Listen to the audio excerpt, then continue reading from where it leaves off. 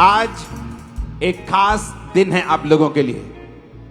Jesus Christ के blood को, उसके बदन को आप लेंगे और कभी भी सेम नहीं रहेंगे इन जीसस ने। आज जब मैं मीटिंग के लिए आ रहा था तो परमेश्वर ने मुझे प्रार्थना करने के लिए बोला है। आज मैं कोट पैंट डाल के आया हूं। उसका रीजन है, मुझे परमेश्वर ने भेजा है कोट पैंट में। रीजन क्या है सुनो। कुछ देशों में मेरी एग्जाम्पल दे देकर कि मैं सिंपल कपड़े डालता हूं, उन पास्टर्स को परसिक्यूट किया जा रहा है जो कोट पैंट डालते हैं। और जबकि परमेश्वर की निगाह में कोट पैंट या कुर्ता पजामा इसकी कोई वैल्यू नहीं, आप कुछ भी डालते हैं, क्योंकि परमेश्वर बाहरी रूप से आपको बदलने नहीं आया है। मेरे लिए अच्छा है कि मेरी एग्जाम्पल दे रहे हैं, लेकिन मैं आज उन पास्टर्स की सपोर्ट में कपड़े डाल के आया हूं और उन्हें बताने के लिए कि मैं उनके साथ हूं, ना कि उनके साथ। क्योंकि जो परमेश्वर के जन हैं, जो खुदा के जन हैं, वो माहौल नहीं देखते, वो पाला नहीं देखते, वो वही बोलते हैं जो खुदावंद ने उन्हें बोलने के लिए भेजा है।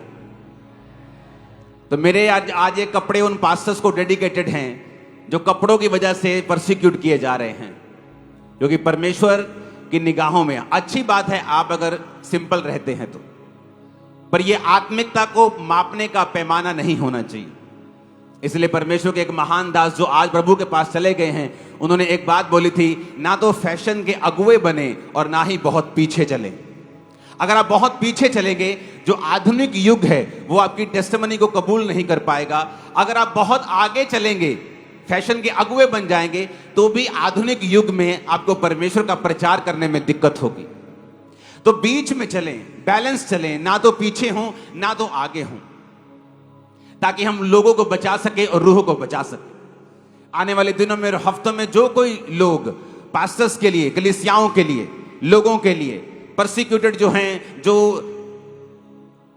सताव को सह रहे हैं, उनके लिए प्रेयर्स करेंगे आने वाले कुछ हफ्तों में। अगर वो आप हैं, परमेश्वर एक ग्रेट ब्लेसिंग को आपकी फैमिली के ऊपर रिलीज करेगा।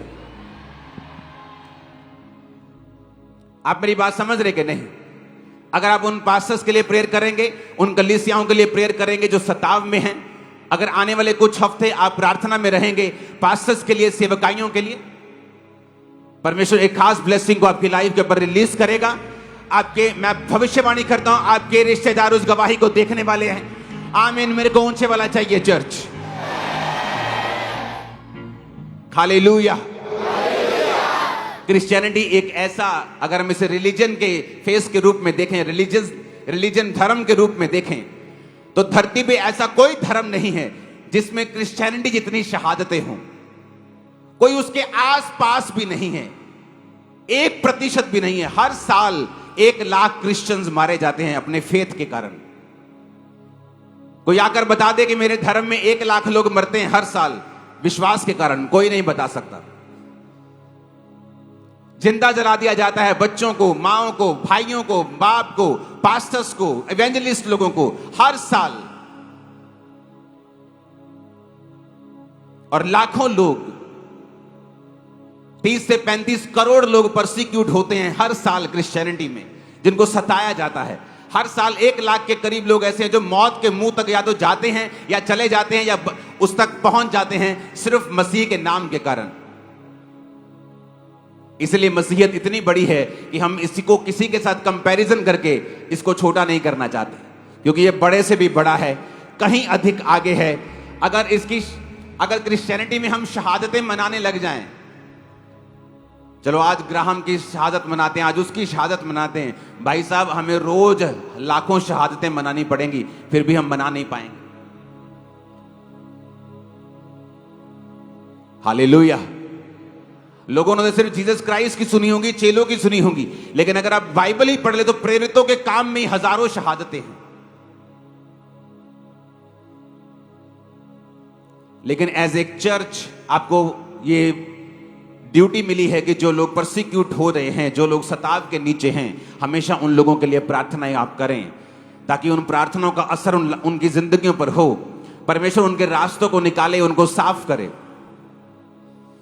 आने वाले समय में जब शैतान देख रहा है कि रूहों की इतनी बड़ी कटनी को काटा जा रहा है, वो पास्टर्स पे अटैक कर रहा है, कलीसियाओं पर अटैक कर रहा है। देखो, अगर आप जाएंगे फॉरेन ऐसे देश है जहां पर बाइबल रखना गुनाह है। अगर आप बाइबल पढ़ते हुए, प्रचार करते हुए पाए गए तो आपको मृत्यु दंड दे दिया जाता है।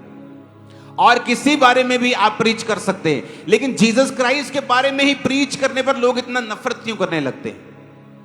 आप चर्च में आने से पहले 10 जगह गए होंगे, गए कि नहीं गए?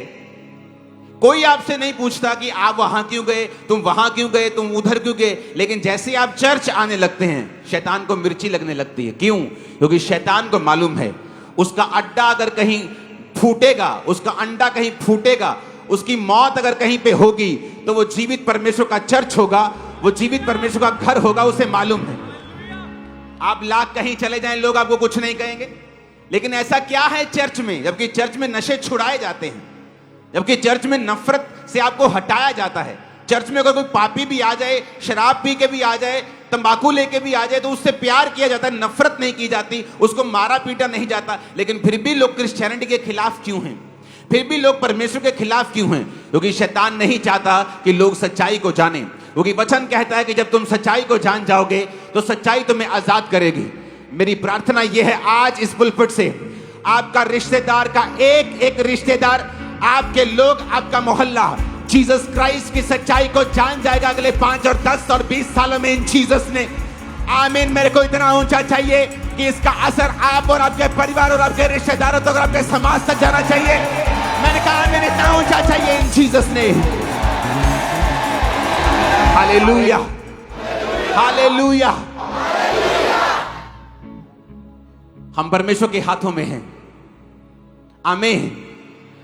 हम परमेश्वर के हाथों, हमारा एक कदम, हमारा एक बोल, हमारा चलना, हमारा फिरना, हमारा देखना परमेश्वर की महिमा के लिए और उसके हाथों में है। आज जब मैं अपने कुर्ते को डाल रहा था तो मैं पतला हो रहा हूं, तो कुर्ते सारे खुले थे। तो मैंने कहा प्रभु क्या करना है, सब खुले खुले लग रहे हैं। प्रभु ने कहा अपने भाइयों की सपोर्ट में आज कोट पैंट डाल के जाना है और लोगों को बताना है कि कपड़ों में कुछ नहीं रखा। किसी को कपड़ों पे जज मत करें, उसके फ्रूट्स पे जज करें कि वो क्या करता है, क्या बोलता है, अपने जीवन को कैसे जीता है। हो सकता है ये कोट पैंट डालने वाला व्यक्ति उससे भी अधिक धर्मी हो जो सिंपल कपड़े डाल रहा है। आप उसके हार्ट को नहीं देख सकते। हालेलुया। आप नहीं देख सकते, आप वरदानों से नहीं देख सकते, चर्च के साइज से नहीं देख सकते। इसलिए सुलेमान ने जब कहा था सब कुछ व्यर्थ ही व्यर्थ है, अगर किसी गरीब ने कहा होता तो कोई फॉलो नहीं करता, लेकिन उस समय के सबसे अमीर और सबसे बुद्धिमान ने कहा सब कुछ व्यर्थ है। जब आज मैं आपको बोलता हूं कि आप चर्च के साइज देख के पता नहीं कर सकते, तो मैं उसलिए नहीं बोल रहा हूं कि चर्च का साइज छोटा है। अगर आप पीछे निगाह मारेंगे तो आपको लास्ट तक, किलोमीटर तक आपको चर्च दिखाई देगी। आज मैं क्यों कह रहा हूं? क्योंकि ये सच्चाई ही है कि आप फलों से लोगों को पहचान सकते हैं। आने वाले समय में कुछ दिन परमेश्वर की महिमा के लिए उन लोगों के लिए दे दीजिए जो परसिक्यूशन के नीचे हैं, जो सताव का सामना करते हैं। परमेश्वर के नाम के कारण वो बोलते हैं और इसीलिए लोग उनसे नफरत करते हैं।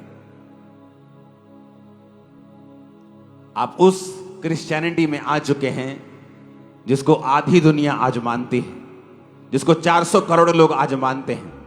जो गूगल पे लिखा है 3 करोड़ कुछ, वो गलत है, वो सही डाटा नहीं है। गूगल मुझे क्रिश्चियन अभी तक शायद नाम माने। आप राजविंदर हैं, आपको नहीं मानती। आप गौरव हैं, आपको नहीं मानती। जब तक आपका नाम जेम्स पीटर नहीं हो जाता वो आपको क्रिश्चियन नहीं मानते। लेकिन अगर आप यूएसए में देखेंगे तो यूएसए में 2030 तक इतने क्रिश्चियंस होंगे जितने चाइना में, इतने क्रिश्चियंस होंगे जितने यूएसए में नहीं है। 2030 तक चाइना में, अमेरिका से भी ज्यादा क्रिश्चियंस होंगे। और जो लोग ये बोलते हैं कि क्रिश्चियनिटी कम हो रही है, कनाडा में कम हो रही है, यूरोप में कम हो रही है, क्रिश्चियनिटी कम नहीं हो रही। रिलीजियस जो धर्म है, क्रिश्चियन धर्म, रिलीजियस तौर के ऊपर जिन्होंने पुरानी चर्चें हैं, जो धर्म को फॉलो करते हैं, वो कम हो रहे हैं। लेकिन पवित्र आत्मा के लोग सभी जगह बढ़ रहे हैं। आप बढ़ रहे हैं, मैं बढ़ रहा हूं, वो भी बढ़ रहे हैं, पूरी दुनिया में लोग बढ़ रहे हैं। क्रिश्चियनिटी के जैसा फास्ट फैलने वाला रिलीजन पूरी दुनिया में कोई नहीं, क्योंकि वो उन लोगों को क्रिश्चियन मानते हैं जिनके नाम बदल चुके हैं। जबकि आप और मैं जानते हैं इंडोनेशिया में कितने क्रिश्चियंस हो रहे हैं, मलेशिया में कितने क्रिश्चियंस हो रहे हैं, इंडिया में आपके सामने है, यूएस में अगर आप जाएं तो कितनी बेदारी है, अगर आप जाएंगे चाइना में कितनी बेदारी है। ये नजर नहीं आते क्रिश्चियन लोग, लेकिन अगर आप जाएंगे चाइना में बड़े बड़े बिजनेसमैन क्रिश्चियन, लेकिन वो अपने फेथ को डिस्क्लोज नहीं कर सकते क्योंकि वहां की गवर्नमेंट उसके खिलाफ पड़ जाएगी, उसके पीछे पड़ जाएगी। रोज सुबह 4 बजे इकट्ठे होते हैं, उसके बाद 6 बजे के बाद चर्च नहीं लगा सकते। 4 बजे गुफाओं में इकट्ठे होते हैं 4-4, 5-5 हजार लोग, सुबह सुबह ही मीटिंग करके फ्री हो जाते हैं। इतनी परसिक्यूशन, लेकिन परमेश्वर का जो राज्य है वो बड़ा है। जिन लोगों को लगता था कि क्रिश्चियंस पे थोड़ा काबू करते, चलो इनको थोड़ा खींचते हैं, तो सदूकियों और फरीसियों ने भी खींचने की कोशिश की थी 12 चेलों को। आज 400 करोड़ हो गए। अब देख लो 400 करोड़ को खींचना है तो देख लो क्या कहां जाओगे फिर। 12 को खींचा तो 400 करोड़ हो गए, क्योंकि आप सच्चाई को दबा नहीं सकते, आप हवा को पकड़ नहीं सकते, आप सूर्य की उस किरणों को छुपा नहीं सकते अपनी चादरों से। जीसस क्राइस्ट सच्चाई है, वो धर्म नहीं है, वो धर्म बदलने नहीं आया, वो सच्चाई है। इसलिए सच्चाई को कोई छुपा नहीं सकता, कोई तोड़ नहीं सकता, कोई उसे धूमिल नहीं कर सकता, कोई उसे खराब नहीं कर सकता। आज उसी सच्चाई की पावर जो है आपके ब्लड में भी जाएगी, आपके लाइफ में जाएगी और काम भी करेगी इन जीसस ने। आमीन। मेरे को ऊंचे वाला चाहिए चर्च। Hallelujah, hallelujah. ऊंची आवाज से बोलो यीशु के लहू की जय। फिर से बोलो ऊंची आवाज में, फिर से बोलो ऊंची आवाज में, यीशु के लहू की जय। हालेलुया।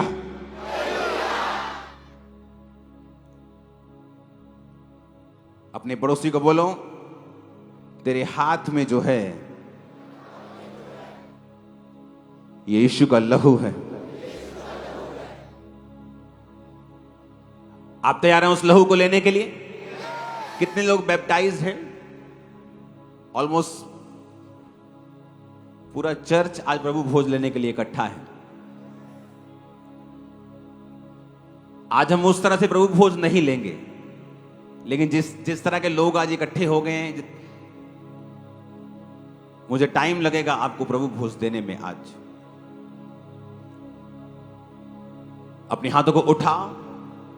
आपके पास कितने प्रभु भोज हैं? सबके पास 2-2 हैं।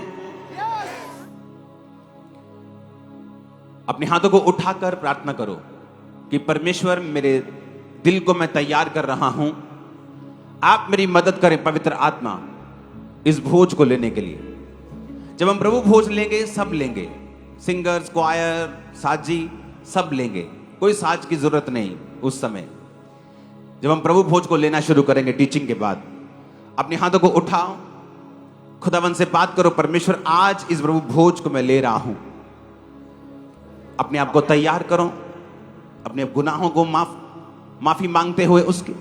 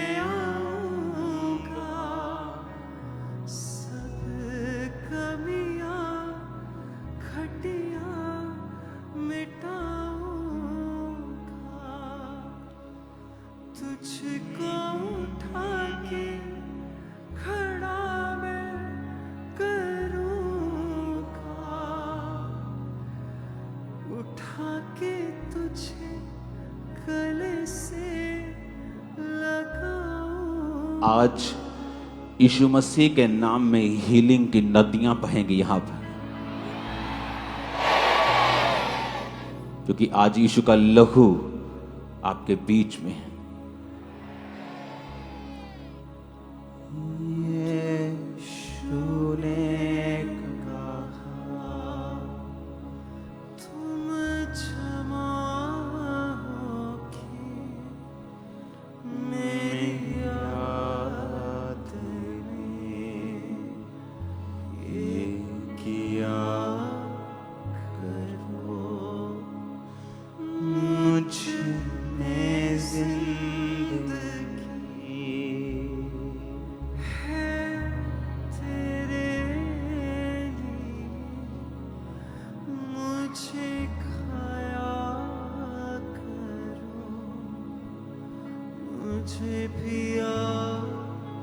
अपने घुटनों के बाहर आकर अपने माथे से लगाओ प्रभु भोज को।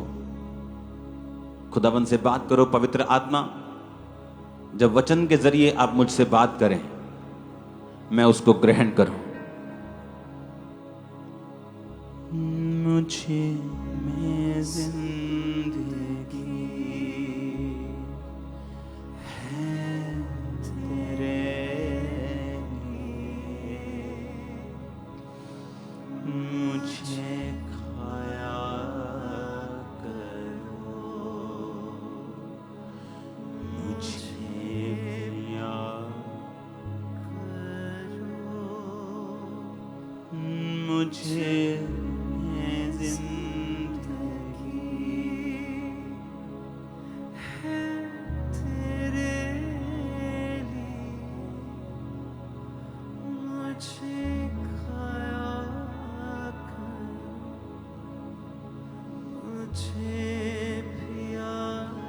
मैं ये चाहता हूं आप अपनी स्क्रीन पर देखें और इस वचन को आप बार बार सुनेंगे अपने घरों में जाकर भी। पहला कुरिन्थिया 11 उसकी 25 आयत, शायद ये आपकी स्क्रीन पर हो चाहे ना हो।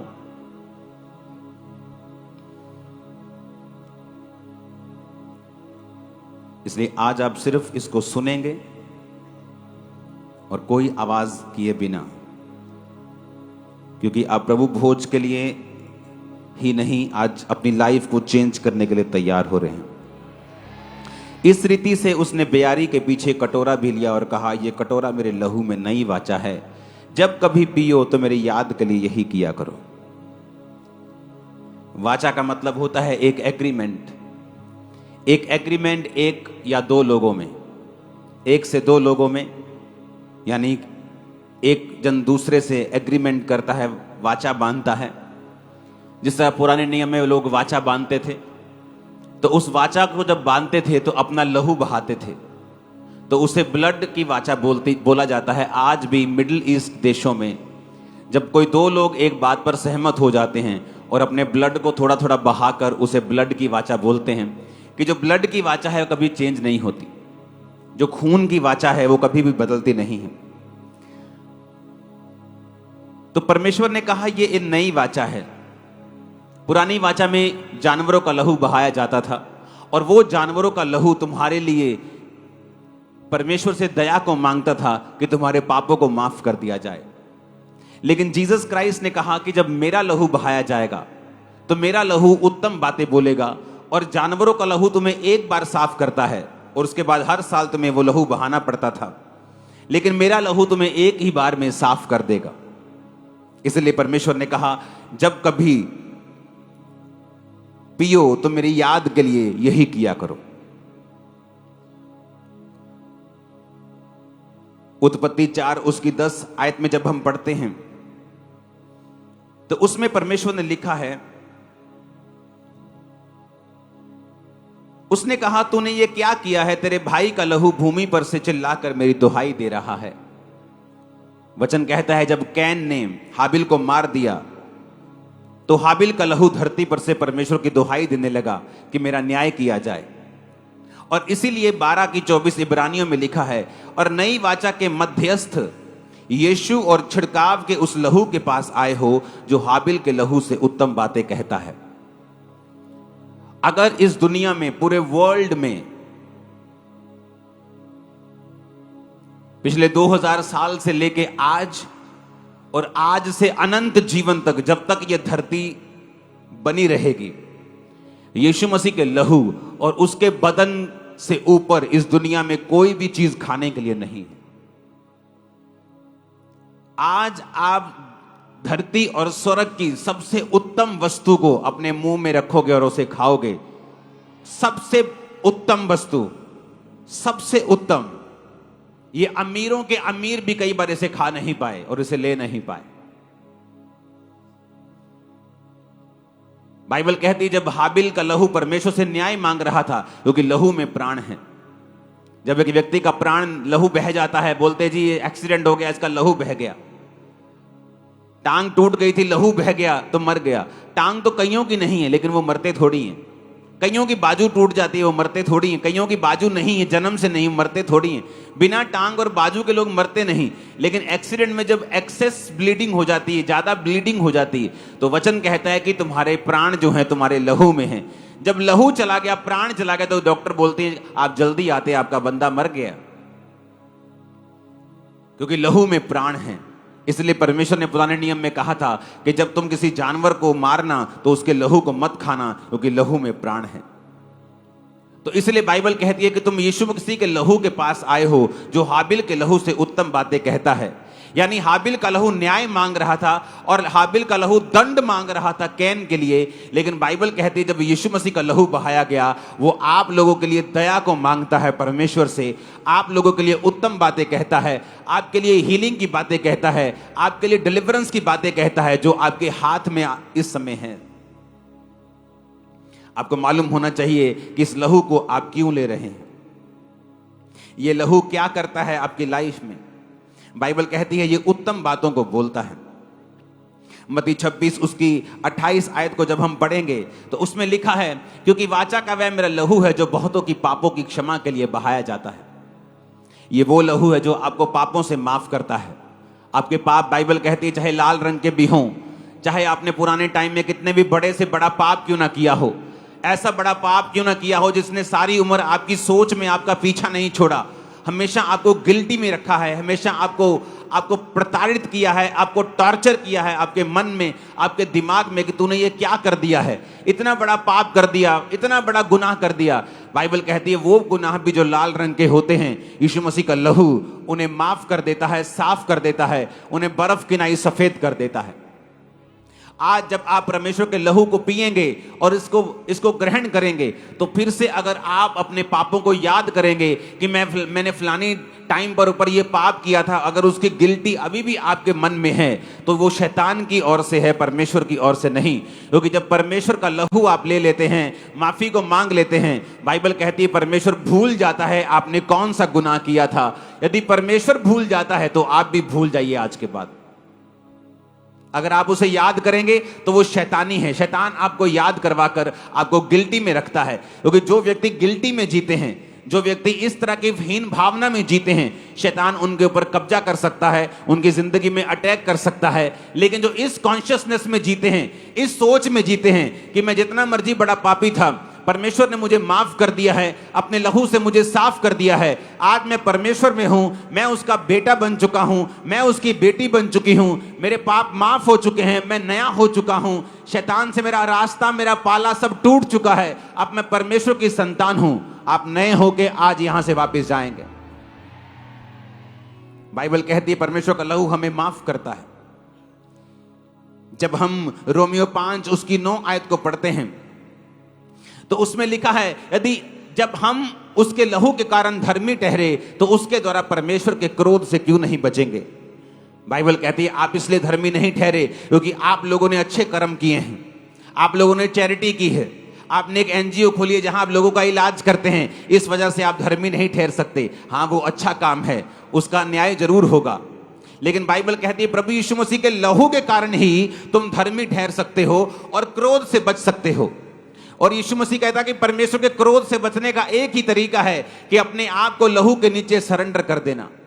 तो बाइबल कहती है जो लहू पर विश्वास करेंगे वो परमेश्वर के क्रोध से भी बच जाएंगे और वो धर्मी भी ठहराए जाएंगे। अगर आप धर्मी ठहराए जाएंगे तो परमेश्वर, बाइबल कहता है कि वो धर्मी की प्रार्थनाओं की ओर कान लगाता है, उसकी आंखें धर्मियों की ओर लगी रहती हैं, उनकी पलकें उन्हें नित जांचती हैं और उनके कान नित उनकी प्रार्थना की ओर लगे रहते हैं। ऊंची आवाज में हालेलुया बोलो। निर्गमन 12 उसकी 7 आयत, निर्गमन 12 उसकी 3 से 13 को आप पढ़ेंगे तो इसमें हमें क्या मालूम होता है? इसमें हमें मालूम होता है कि जब परमेश्वर ने इजरायलियों को छुड़ाया तो उनको कहा कि एक मेमना कुर्बान करो, उस मेमने के लहू को लेकर अपने दरवाजों के ऊपर लगा दो। जब मौत का दूत आएगा और फिरौन और राजा के सारे पहलोठों को और बड़े बच्चों को मारना शुरू करेगा, जिस घर के बाहर ये लहू लगा होगा उस घर में कभी भी मौत प्रवेश नहीं करेगी। और वचन कहता है कि जिस घर के बाहर लहू लगा था उस घर के बाहर से मौत चली गई और उस घर के अंदर उसने प्रवेश नहीं किया। वचन ये कहता है, जब हम पढ़ते हैं कि परमेश्वर का लहू हमें सुरक्षित रखता है, वो सुरक्षित रखता है शैतान के अटैक से, वो सुरक्षित रखता है शैतान की सारी चालों से, मौत से। इसलिए बाइबल कहती है जब शैतान परमेश्वर के सामने आया और प्रभु ने कहा कहां से आया है, तो उसने कहा मैं धरती पर डोलते और डालते आया हूं। परमेश्वर ने कहा क्या तूने अय्यूब को देखा है? धरती पर उसके समान खरा मनुष्य जो बुराई से डरता है, मेरा भय मानता है, धरती पर कोई नहीं है। शैतान ने कहा तूने उसके आसपास बाड़ा बांधा हुआ है, इसलिए मैं उसको छू नहीं सकता, अपना बाड़ा उस पर से हटा दे तो फिर मैं उसे बताता हूं, फिर मैं उसे छूता हूं, फिर देखता हूं कि वो तेरी महिमा करता है कि नहीं करता। बाइबल कहती जब खून का बाड़ा आपके आसपास होता है, शैतान आपकी जिंदगी में काम नहीं कर पाता, वो मौत का फरिश्ता आपकी जिंदगी में काम नहीं कर पाता। आज उस खून के बाड़े को लगाता हूं मैं आपकी लाइफ के ऊपर, उस खून के बाड़े को लगाता हूं आपके परिवारों के ऊपर। इस साल मौत का मुंह आप नहीं देखेंगे, अगले साल नहीं देखेंगे, in the name of Jesus आने वाले सालों में नहीं देखेंगे। मैंने कहा आमीन। मेरे को ऊंचे वाला चाहिए चर्च। आपके बिजनेस को मैं यीशु के लहू में छुपाता हूं, आपके बच्चों को यीशु मसीह के लहू में छुपाता हूं, यीशु मसीह के ब्लड के बाड़े को लगाता हूं आपकी लाइफ के ऊपर, आपके फाइनेंस के ऊपर यीशु मसीह के ब्लड को लगाता हूं। आज से यीशु मसीह का लहू आपके लिए दया को मांगेगा, वो आपके लिए बेहतर बातें करेगा, आप प्रभु से बड़े कामों को देखेंगे इन जीसस ने। आमीन। ऊंचा ये आशीष आपकी है चर्च। इसलिए वचन कहता है कि जिन घरों के बाहर यीशु का लहू लगा हुआ, जिन जीवनों में यीशु मसीह का लहू लगा हुआ, वो कभी भी मरे नहीं, उन्होंने यहां भी जीवन पाया है और अनंत जीवन भी पाया है। बाइबल कहती है यशायाह 53 उसकी 5 आयत में जब हम पढ़ते हैं तो वहां पे लिखा है वो हमारे अपराधों के कारण घायल किया गया, हमारे अधर्म के कारण कुचला गया, हमारे ही शांति के लिए उस पर ताड़ना पड़ी और उसके कोड़े खाने से हम लोग चंगे हो जाएं। कोड़ों से जो ब्लड निकला उससे हम हील होते हैं। इसके बारे में मैं आगे बात करूंगा। फिर हम पढ़ेंगे इब्रानी 10 उसकी 10 आयत में, उसमें लिखा है उसी इच्छा से हम मसीह की देह में एक ही बार बलिदान चढ़ाए के द्वारा पवित्र किए गए हैं। बाइबल कहती कोई पवित्रताई के बिना परमेश्वर को देख नहीं सकता। कौन करता है हमें पवित्र? क्या हमारे अच्छे कर्म हमें पवित्र करते हैं? नहीं। परमेश्वर के सामने तो वो फटे हुए कपड़े हैं जो हमारे अच्छे कर्म हैं। मैं लोगों का इलाज करवाता हूं जी, मैं लोगों के लिए अच्छी बातें बोलता हूं जी, मैं लोगों के काम करा देता हूं जी, मैं लोगों को पुलिस के पास ले जाके बचा देता हूं जी, ये सब अच्छे कर्म हैं, अच्छे कर्म हैं, करने चाहिए। लेकिन बाइबल कहती है इब्रानियां 10 उसकी 10 आयत में कि हम अगर पवित्र किए गए हैं तो यीशु मसीह के लहू के द्वारा हम पवित्र किए गए हैं। इस धरती पर बाइबल कहती कोई पवित्रताई के बिना यीशु मसीह को देख नहीं सकता। अगर आपको परमेश्वर को देखना है तो आपको यीशु मसीह के लहू के द्वारा आपको पवित्र होना पड़ेगा। अपने धर्म के अच्छे कामों से आप परमेश्वर को देख नहीं सकते। आप एक अच्छे इंसान बन सकते हैं लेकिन धर्मी इंसान नहीं बन सकते, क्योंकि वचन कहता है कि यीशु मसीह का लहू ही है जो आपको धर्मी बनाता है। इफिसियां 1 उसकी 7 और 8 आयत को हम पढ़ेंगे। हमको उसने उसके लहू के द्वारा छुटकारा अर्थात अपराधों की क्षमा और उसके अनुग्रह के धन के अनुसार हमें मिला है। फिर से पढ़ेंगे, हमें उसके लहू के द्वारा छुटकारा अर्थात अपराधों की क्षमा मिली है। लहू के द्वारा क्या मिला है? छुटकारा। किससे? शैतान से। अगर आप यीशु मसीह के लहू को रोज अंगीकार करें, यीशु के लहू को रोज पुकारें अपनी प्रार्थना में, यीशु मसीह के लहू को शैतान के खिलाफ घोषणा करें, जादू के खिलाफ घोषणा करें, टोने के खिलाफ घोषणा करें, कि मैं अपने जादू टोने की आत्मा के खिलाफ यीशु के लहू की घोषणा करती हूं, यीशु मसीह के लहू की मैं घोषणा करता हूं शैतान के खिलाफ, तो बाइबल कहती है यीशु मसीह के लहू में छुटकारा है, क्योंकि वो आपको अपराधों से क्षमा करता है और उसके लहू में छुटकारा भी है, जो आपको शैतान से और उसके किंगडम से आपको छुटकारा देता है। ऊंची आवाज में हालेलुया बोलो, ऊंची ऊंची ऊंची आवाज में। इन वचनों को अगर आप पढ़ेंगे तो आपको मालूम होगा कि परमेश्वर ने आपके सारे इंतजामों को किया है। यीशु मसीह के ब्लड को लेना, उसके बदन को लेना, यह आम बात नहीं है। यह दुनिया की सबसे कीमती चीज है और दुनिया के सबसे फेवर जो पाए हुए लोग हैं, अनुग्रह पाए हुए लोग हैं, वही इसे ले सकते हैं। आज मैंने आपको इकट्ठे में क्यों बुलाया है, आज मैंने आपको क्यों कहा कि कोई भी ये चर्च मिस नहीं करे आज, क्योंकि आज आपके ऊपर लहू की घोषणाएं होंगी। और उन घोषणाओं को सुनने से पहले, क्योंकि जब घोषणाएं शुरू होंगी कुछ आसमान में बदलेगा आपके लिए, हेवन में कुछ चेंज होगा आप लोगों के लिए, कुछ ऐसे मोड़ होंगे आपकी लाइफ में जो आपको सदा के लिए आशीषित कर देगा आपके परिवारों समेत। लेकिन उन घोषणाओं को सुनने से पहले हमें यह समझना पड़ेगा कि यीशु मसीह का लहू हमारे लिए क्या करता है। वो हमें धर्मी बनाता है, हमें पवित्र बनाता है, हमें माफ करता है, परमेश्वर के साथ मिलाता है। ये एक वाचा का लहू है, परमेश्वर हमारे साथ वाचा बांधता है, मेरे लिए दया को मांगता है। परमेश्वर का लहू, हाबिल का लहू अपने लिए न्याय मांग रहा था, लेकिन जीसस क्राइस्ट का लहू जब बहा, वो मेरे लिए दया को मांग रहा है कि इन लोगों के ऊपर दया कर, क्योंकि मैं इनके लिए बहा हूं। यीशु का लहू कहता है कि मैं बहा हूं, इन लोगों के ऊपर दया कर, तो वो हमेशा हमारे लिए दया को मांग रहा है। अब हम बात करेंगे जीसस क्राइस्ट का लहू कहां कहां से बहा और उसका रीजन क्या था। जीसस क्राइस्ट का जो लहू था वो किस किस जगह से परमेश्वर से बहा और उसका रीजन क्या था। जब हम उस रीजन को समझ जाएंगे, उसके बाद आप लोग खड़े हो जाएंगे। उसके बाद आपके हाथ में 2-2 प्रभु भोज हैं, मैं घोषणाएं करता जाऊंगा, और जब आपको लगेगा कि ये घोषणा मेरे लिए हो रही है, तो आप उस टाइम प्रभु भोज को ले लेंगे। आपकी प्रभु भोज लेने की शर्त यह है, आपकी आंखें सबकी बंद होनी चाहिए। आप नहीं देखेंगे कि आपका पड़ोसी किस घोषणा में प्रभु भोज को ले रहा है, क्योंकि वचन कहता है, जब हम इब्रानिया 12:24 ये आप पढ़ चुके हैं। अब पहला ब्लड जो परमेश्वर के बॉडी से निकला वो था गतसमनी बाग में। लूका 22 उसकी 42 से 44 आयत, मती 26 उसकी 7 और 68, यूहन्ना 19 उसकी 34, यशायाह 50 उसकी 6। और आपको सिर्फ सुनना है, क्योंकि ये वचन आप इतना नोट नहीं कर पाएंगे, आपको घर जाकर दोबारा सुनना है और उसे नोट करना है। लूका 22 उसकी 32 से 34,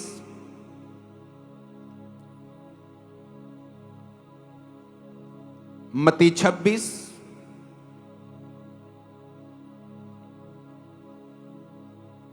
की 28 आयत, यूहन्ना 19 उसकी 34 और यशायाह 50 उसकी 6 आयत।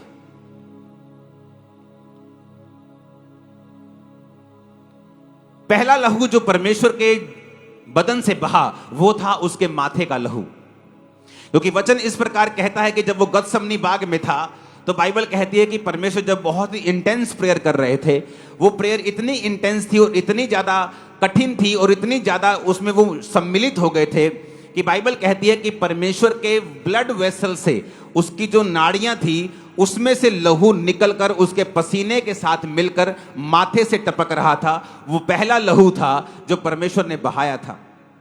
माथे से जो लहू बहा उसका मतलब क्या है? उसका मतलब यह है कि इंसान जो था, आदम जो था, अपनी इच्छा को, अपनी विल को परमेश्वर के सामने समर्पित नहीं कर पाया, इसलिए उसने शैतान के सामने घुटने टेक दिए थे और उसकी पत्नी ने वो फल खाया जो वर्जित था और उसके बाद अपने पति को खाने के लिए भी बोला। और जब शैतान ने इंसान को गिरा दिया और उसने अपनी इच्छा को परमेश्वर के सामने नहीं बल्कि शैतान के सामने समर्पित कर दिया, इसलिए जब उस माथे से परमेश्वर का ब्लड निकला तो वो इसलिए था कि जब इस ब्लड के ऊपर विश्वास किया जाएगा तो इंसान अपनी इच्छा को परमेश्वर को सौंप देगा और परमेश्वर के सामने समर्पित हो जाएगा और शैतान का उसके ऊपर से सारा अधिकार मिट जाएगा। कितने मेरी बातों को समझ रहे हैं कि वो अपनी विल को परमेश्वर के सामने रख देगा।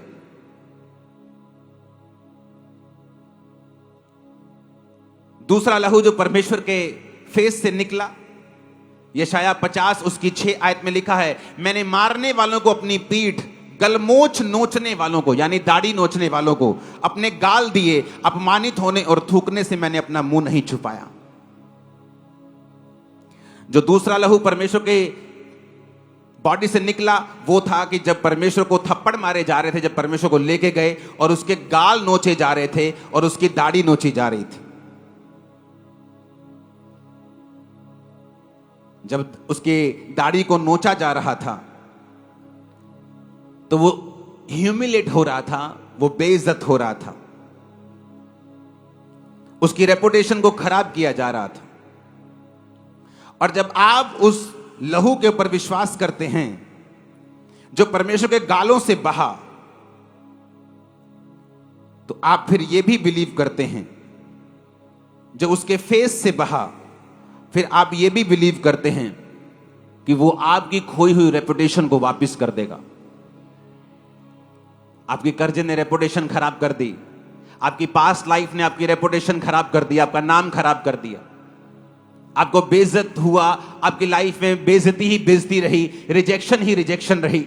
जब आप जीसस क्राइस्ट के उस सीन को याद करेंगे जो यशाया 50 के 6 में लिखा है कि अपमानित होने और थूकने से उसने अपना मुंह नहीं छुपाया और गाल नोचने वालों को उसने अपने गाल दिए, ये आप लोगों के लिए था। जीसस क्राइस्ट चाहते तो एक मौत ले सकते थे, कोई आता कि यीशु मसीह के जोर से उसके पेट में तलवार को मारता और यीशु मसीह को मार देता, लेकिन यीशु मसीह का जो लहू बहा था उसका कारण था, वो माथे से बहा उसका कारण था, वो गालों से बहा उसका कारण था। बाइबल कहती जब उसकी दाढ़ी को नोचा जा रहा था तो वचन ये कहता है कि जब दाढ़ी की बात बाइबल में आती है तो प्रीस्टहुड की बात आती है, तो याजक की बात आती है, ग्लोरी की बात आती है, तो परमेश्वर इज्जत की बात आती है। इसलिए जब दाऊद ने अपने लोगों को भेजा था कि जाकर फलाने राजे से उसका हालचाल पूछ के आओ क्योंकि उसके घर में कोई दुर्घटना हो गई थी, तो लेकिन उसके लोगों ने चुगली की, कहता नहीं नहीं ये दुर्घटना लेने के लिए नहीं आए, ये तो भेद लेने के लिए आए हैं। तो लिखा उनकी आधी आधी दाढ़ी कटवाकर, उनके कपड़े आधे आधे कटाकर उनको आधा नंगा करके वापस भेज दिया था। दाढ़ी का कटना मतलब कि जब वो उसको आधा छीलते थे तो उसका मतलब बेइज्जती होता था, और जब बियर्ड का मतलब होता है ग्लोरी, कि आपकी लाइफ की ग्लोरी खत्म कर दी शैतान ने, रेपुटेशन खत्म कर दी, आपकी पास की लाइफ की गलतियों ने आपका नाम खराब किया हुआ है। लेकिन जिस दिन आप ये समझ जाएंगे कि यीशु मसीह का लहू जो उसकी दाढ़ी नोचने पर निकला था, यीशु मसीह का लहू जो उसके गाल नोचने पर निकला था, आज मैं उस लहू को ले रहा हूं, मेरी सारी बैड रेपुटेशन खत्म हो चुकी है। अगर आप ये मान के लेंगे, आज मैंने कहा इन जीसस नेम आपकी इज्जत पीएम से भी ज्यादा होगी। मैं आपको बता रहा हूं, मैं मजाक नहीं कर रहा हूं, मैं मजाक नहीं कर रहा हूं, मैं आपको बोल रहा हूं, अगर आप बिलीव करेंगे तो। इसलिए आज जब घोषणाएं होंगी, जब ये वचन आप सुन लेंगे, उसके बाद जब घोषणाएं होंगी आपको मालूम होगा कि मुझे किस घोषणा के नीचे इस लहू को लेना है। मेरी लाइफ में ये प्रॉब्लम है, जब मैं घोषणा करूंगा आप उस लहू को लेंगे और आप देखेंगे कि उस एरिया में आपको छुटकारा मिला है। आपकी रेपुटेशन खराब है वो सही हो जाएगा, आपका नाम खराब है वो सही हो जाएगा, आपको चिंता रहती है, आप अपनी मर्जी को परमेश्वर के सामने समर्पित नहीं कर पाते, आपको स्ट्रेस रहता है, आप जीसस क्राइस्ट के उस लहू को याद कीजिए जो उसके माथे से निकला था। ऊंची आवाज में हालेलुया बोलो। यीशु मसीह का वचन कहता है यशाया 53 उसकी 5 आयत में कि उसके कोड़े खाने से हम चंगे हुए। एक लहू तब निकला जब यीशु मसीह गत्समनी बाग में थे, उसके माथे से एक लहू तब निकला जब उसके गाल नोचे गए, उसकी दाढ़ी पटी गई, और एक लहू तब निकला जब यीशु मसीह के कोड़े मारे गए। और बाइबल कहती जो लहू कोड़ों से निकला वो तुम्हारी चंगाई के लिए था, जो लहू माथे से निकला वो किसी और मकसद के लिए था, जो लहू दाढ़ी से निकला वो किसी और मकसद के लिए था। हालेलुया, ऊंची आवाज में हालेलुया। क्योंकि दाढ़ी आपको प्रीस्टहुड को भी, याजकपन को भी दर्शाती है। क्या करते थे याजक? याजक परमेश्वर की प्रेजेंस में रहते थे और परमेश्वर की सेवकाई करते थे। आज जिन लोगों की लाइफ में परमेश्वर की प्रेजेंस खत्म हो चुकी है और वो परमेश्वर को मिनिस्टर नहीं कर पाते, परमेश्वर की सेवकाई नहीं कर पाते, उसके सामने प्रार्थना नहीं कर पाते, अपने जीवन को बिता नहीं पाते। जब हम परमेश्वर की दाढ़ी से निकले हुए ब्लड को आज अंगीकार करके लेंगे, आप फिर से परमेश्वर की प्रेजेंस में जाने पाएंगे, आप फिर से सेवकाई करने पाएंगे। फिर से वो लूटी हुई, वो फिर से जो मरी हुई ग्लोरी शैतान ने कर दी थी, परमेश्वर उस ग्लोरी को रिस्टोर कर देगा आपकी लाइफ में। आपके बच्चों ने आपका नाम खराब हो सकता कर दिया हो, आपकी बेटी ने, आपके बेटे ने कर दिया हो, लेकिन बाइबल कहती है यीशु मसीह का लहू उस लॉस्ट रेपुटेशन को फिर से वापस करता है। जब आप परमेश्वर के ब्लड को पुकारेंगे कि खुदाबंद तेरा वो लहू जो तेरे गालों से निकला और दाढ़ी से निकला, जिसने मेरी रेपुटेशन के लिए निकला, आज मैं उस लहू को लेता हूं। आप देखेंगे क्या होता है। चाहे आपके बच्चे को परमेश्वर को चेंज करना पड़े, चाहे आपकी बेटी को चेंज करना पड़े, आपके पति के दिमाग को बदलना पड़े, वो करेगा और आपकी रेपुटेशन को सेम नहीं रखेगा। आमीन ऊंचे वाला चाहिए और चिल्लाने वाला चाहिए। Hallelujah, hallelujah. इसलिए मैंने कहा था आज कोई मिस नहीं करेगा, क्योंकि आज आप डिक्लेरेशंस के नीचे इस भोज को ले गए और लाइफ सेम नहीं है। माय ब्रदर, माय सिस्टर, आज से लाइफ चेंज नहीं है, तुम ऑलरेडी बदल चुके हो ब्लेसिंग के नीचे। Hallelujah, hallelujah. इसलिए शायद 53:5 में लिखा है, इसलिए उसी कोड़े खाने से हम चंगे हुए हैं। हमारे अपराधों के कारण वो घायल किया गया, हमारे धर्म के कामों के कारण कुचला गया, हमारी शांति के लिए उस पर ताड़ना पड़ी कि उसके कोड़े खाने से हम चंगे हो जाएं। उसके कोड़े खाने से भी ब्लड निकला, जो ब्लड उसके कोड़ों से निकला वो हमारी हीलिंग के लिए था। वो हीलिंग जो मुझे मिली, वो हीलिंग जो जलंधर के सबसे पहले डॉक्टर्स भी नहीं कर पाए थे। जलंधर के सबसे ओल्ड डॉक्टर्स, नाम है जिनका, पॉसिबल नहीं। उसके कोड़े खाने से हम चंगे हो चुके हैं। फिर एक ब्लड निकला परमेश्वर के कांटों के ताज से। परमेश्वर के जब कांटों का ताज डाला गया तो बाइबल कहती है उसमें से ब्लड निकला। क्यों निकला कांटों का ताज? क्योंकि वो कांटों का ताज आपके लिए और मेरे लिए था। ताज डाला जाता है राजा को, ताज डाला जाता है जब एक राजे की राजपोशी की जाती है, जब एक राजा जीतता है ताज उसको डाला जाता है। वो ताज अपने लिए तो वो ये सोच के डाल रहे थे कि हम यीशु मसीह की बेइज्जती कर रहे हैं, लेकिन यीशु मसीह ये ताज को इस तरह से ले रहा था कि मैं जीत रहा हूं शैतान के किंगडम के खिलाफ।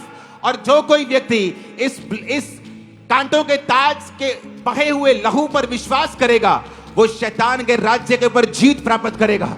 उसके घराने के ऊपर शैतान का कभी राज ना होगा, जादू टोने का कभी भी राज ना होगा, उसके मन पे, उसके दिमाग पे, उसके बच्चों पे शैतान कभी राज ना करने पाएगा।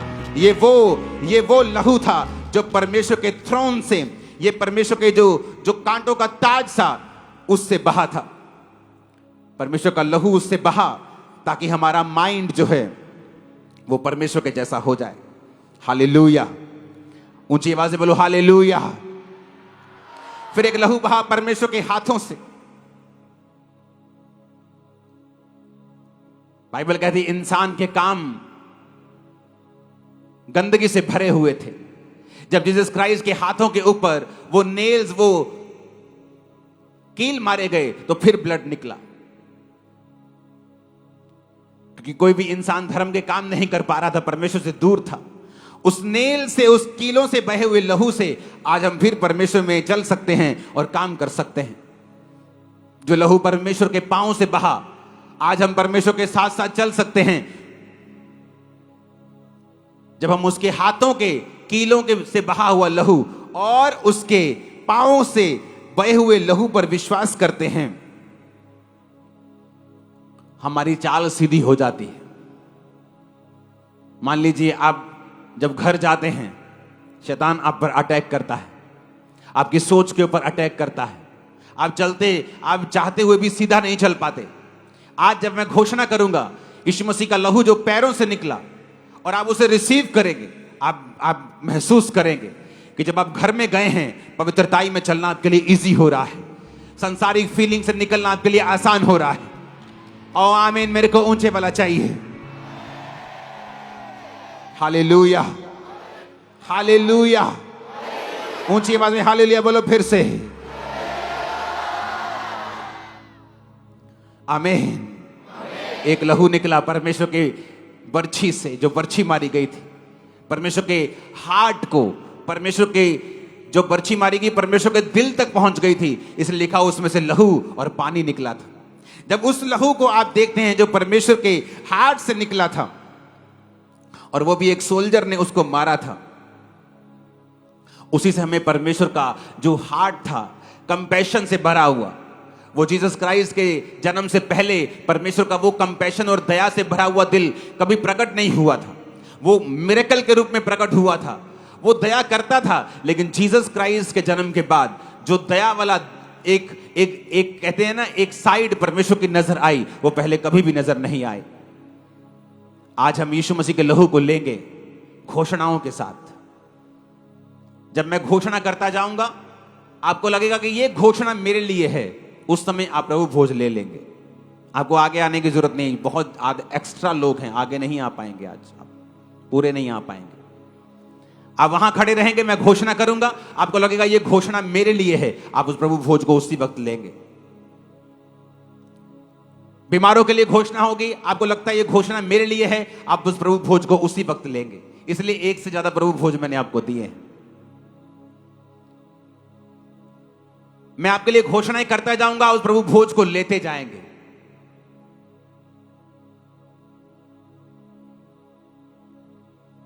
एक धर्मी में एक शरीर का काम उसके लिए बड़ी रुकावट बन सकता है। एक पास्टर था, उसको शुगर हो गई।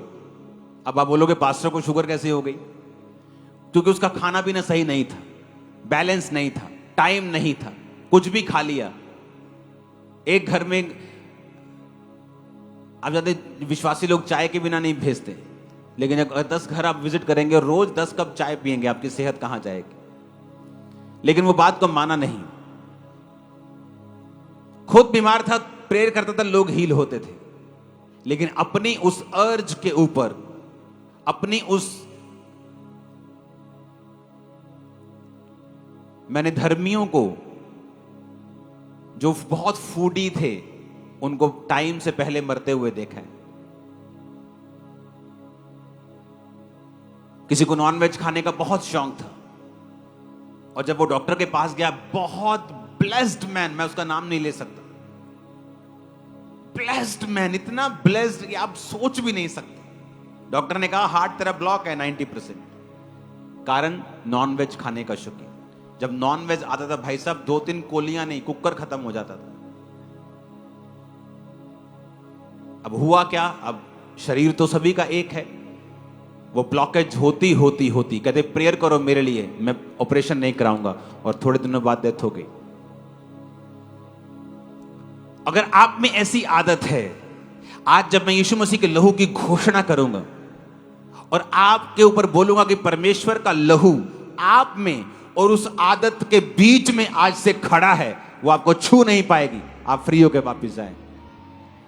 वो कोई भी हो सकती है, वो टीवी हो सकता है, मोबाइल हो सकता है, एक्स्ट्रा कंप्यूटर चलाने वाला टाइम हो सकता है, खास प्रोग्राम हो सकता है। तो आपको मालूम है कि मैं एडिक्टेड हूं, मैं इसके जुड़ गया हूं और ये संसारिक है। वो फीलिंग हो सकती है किसी व्यक्ति से। जब मैं घोषणा करूंगा कि यीशु मसीह का लहू आज आपके और आपकी उस फीलिंग के बीच में खड़ा है, और उस फीलिंग को मैं हुक्म दूंगा कि तू लहू को क्रॉस नहीं कर पाएगी, आज के बाद आप फ्री होकर वापस जाएंगे। वो एक नशे की आदत हो सकती है, आपके घर में, आपकी लाइफ में कुछ और हो सकता है, कुछ ऐसा हो सकता है जो आपके लिए एक रुकावट है। जब मैं लहू की घोषणा करूंगा कि यीशु मसीह के पांव के ऊपर जो नेल्स लगे, जो कील लगे, उससे लहू बहा, उसका मतलब है कि अब आप परमेश्वर के साथ चल सकते हैं। जो लोग नहीं चल पाते, आप चलते हैं तो अटैक होते हैं, जाल होने के अलग अलग तरह के, आज के बाद लहू की घोषणा के बाद आप चल पाएंगे और परमेश्वर आपकी चाल को अच्छी रीति के साथ रखेगा। आप मेरी बात को समझ रहे हैं कि नहीं? अगर आप में से बीमार हैं तो लहू की घोषणा मैं करूंगा कि जो उसके कोड़ों से निकला, और आप लोग आज हील होंगे। इसलिए मैंने एक से ज्यादा प्रभु भोज आपको दिए हैं कि आपको जब लगे कि ये मेरे लिए है, आप उसे लेंगे। आपको लगेगा ये मेरे लिए है, आप लेंगे। आप आधा लेंगे, फिर आधा लेंगे, फिर आधा लेंगे, फिर आधा लेंगे। और आज का दिन आपके लिए मोस्ट ब्लेस्ड दिन है। आमीन। ऊंचा ये आशीष आपकी है। आप तैयार हैं प्रभु भोज को लेने के लिए?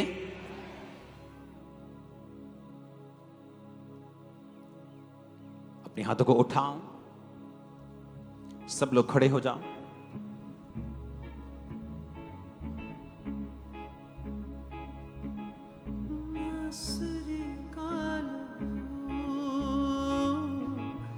नासरी का लहू, नासरी का लहू, नासरी का लहू। वो लोग अपने हाथ को उठाओ जो लोग चाहते हैं कि इस ब्लड को लेने के बाद उनके जीवन में शारीरिक हीलिंग हो, उनकी बॉडी हील हो जाए। हिलाओ जरा हाथों को। देखो, इसीलिए मैं कह रहा हूं कि आगे आना पॉसिबल नहीं हो, क्योंकि एक्सपेक्टेशन से डबल लोग हैं चर्च में। तो आपको एक शर्त है, आपको अपना पड़ोसी नहीं देखना है कि वो किस डिक्लेरेशन पे ले रहा है, क्योंकि हो सकता है उसके जीवन में कोई गुनाह हो, पाप हो, ऐसा जिससे वो फाइट कर रहा है उस सोच के साथ, और आप उसको देखें तो वो शर्मिंदा हो जाए और ले ना सके कि मेरे पड़ोसी को मालूम, मेरे पापा को मालूम हो जाएगा, मेरी मां को पता लग जाएगा, मेरे भाई को पता लग जाएगा। आप मेरी बात समझ रहे कि नहीं? जब घोषणाएं होंगी आप आंखों को बंद कर लेंगे और लास्ट में मैं हीलिंग के लिए प्रेयर करूंगा। जब लास्ट हीलिंग के लिए प्रेयर होगी, आप अपने आप को चेक करना, वो बीमारी 100% आपकी बॉडी को छोड़ के निकल जाएगी। क्योंकि आज आप समझ के भोज को ले रहे हैं। आपने कभी ये वचन नहीं सुना होगा और मैंने अभी आपको पूरा नहीं सुनाया है, इसको मैं कंटिन्यू रखूंगा, क्योंकि मुझे ये पूरा हफ्ता भी प्रभु भोज चलेगा। प्रेयर माउंटेन के ऊपर भी चलेगा, थर्सडे भी होगा और अगले संडे भी होगा, ताकि आपको पूरी तरह से मैं समझा सकूं कि ब्लड में क्या है, क्यों है। अपने हाथों को उठाओ, उठाओ अपने हाथों को। इमरजेंसी वाले लोगों के लिए एक इंस्ट्रक्शन है। जब वो प्रभु भोज लेंगे तो वचन कहता है कि जब उसने लहू से हमको धोया तो हम पर तेल मला। तो टीम, आप उन पे तेल को मलेंगे और आप देखेंगे परमेश्वर किस रीति के साथ उनकी जिंदगी में काम करता है। अपने भोज को निकाल लें, अपने हाथों में रखें। मेरे को भी पैकेट वाला प्रभु भोज दें, क्योंकि मैं यहीं खड़ा रहना चाहता हूं। 2, 3, 4 पैकेट जितने हैं दे दो।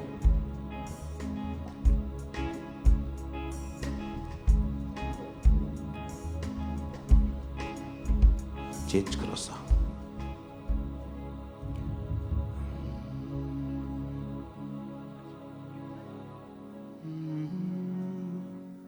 बार बार